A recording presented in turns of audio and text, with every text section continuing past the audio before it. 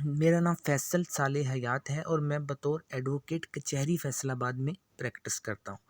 Channel advice of law में आपको खुश आमदीद। इस वीडियो में मैं आपको रजिस्ट्री के टैक्स स्टाम्प ड्यूटी में हुकूमत की जानिब से जो हालिया कमी की गई है इसके बारे में आगाह करूँगा।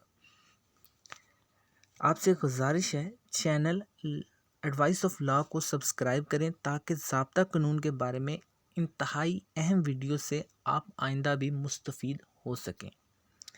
चलें शुरू करते हैं इस वीडियो को। चलें जी, ये है जी वो ऑर्डिनेंस अमेंडमेंट ऑर्डिनेंस दी स्टाम्प अमेंडमेंट ऑर्डिनेंस 2020 अप्रैल 2020 को ये ऑर्डिनेंस पास हुआ है और इसकी वैलिडिटी है 30 जून 2020।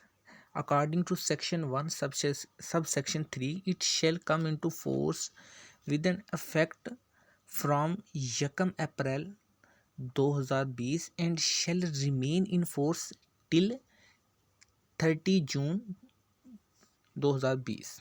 ठीक है, 1 अप्रैल के बाद होने वाली तमाम रजिस्ट्री पर इस स्टाम्प अमेंडमेंट ऑर्डिनेंस का इतलाक होगा। अब ये अमेंडमेंट ऑर्डिनेंस है क्या? अब सबसे पहले आपको ये समझने की ज़रूरत है,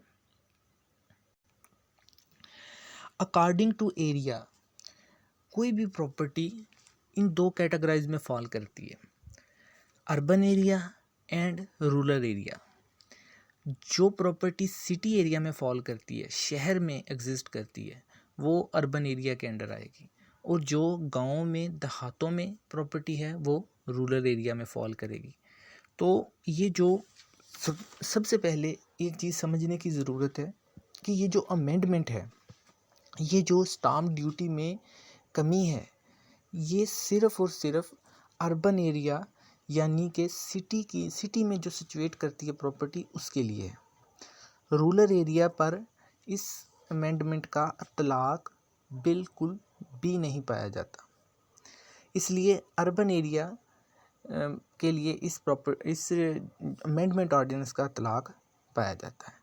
ठीक है, चलें जी नेक्स्ट जो है, अच्छा इसमें अमेंडमेंट के बारे में बताने से पहले मैं आपको पहले जो साबका सूरत हाल थी उसके बारे में थोड़ा आगाह करना चाहता हूँ, वो ज़रूरी है। स्टाम्प ड्यूटी जो पहले थी, जो हम स्टाम्प खरीदते थे किसी भी रजिस्ट्री के लिए, वो अर्बन एरिया में 5% मालियत के हम खरीदते थे।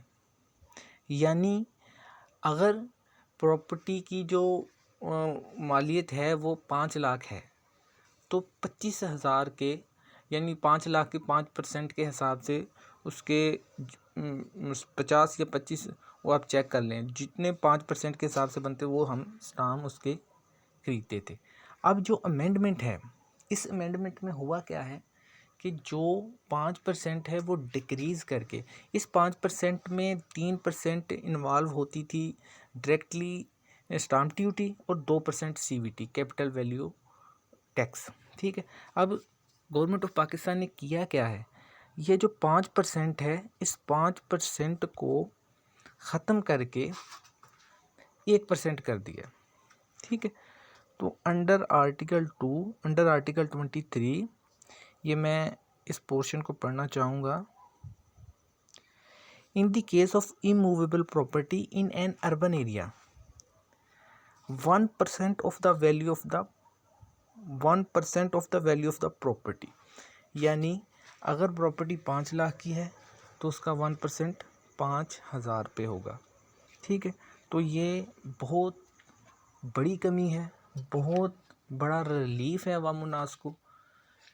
यानी डायरेक्ट किसी भी रजिस्ट्री में ये एक बहुत बड़ी कमी है, 4% डायरेक्टली छूट दी गई है अर्बन एरिया के लिए। ठीक है, यानी 5% स्टाम्प ड्यूटी की जगह पर 1% स्टाम्प ड्यूटी अप्लाई होगी। ठीक है, in case of in any other cases 3%, तो ये 3% पहले भी थी अब भी है। रूरल एरिया में इसका कोई कमी या इजाफा नहीं किया गया। ठीक है, इसी तरह मैं हिबे की तरफ आता हूँ, गिफ्ट। ठीक है। तो गिफ्ट में in the case of immovable property in an urban area, ठीक है, तो अर्बन एरिया में क्या होगा, 1% of the value of the property. इसमें भी पहले 5% था, अब वो 1% कर दिया गया, ठीक है।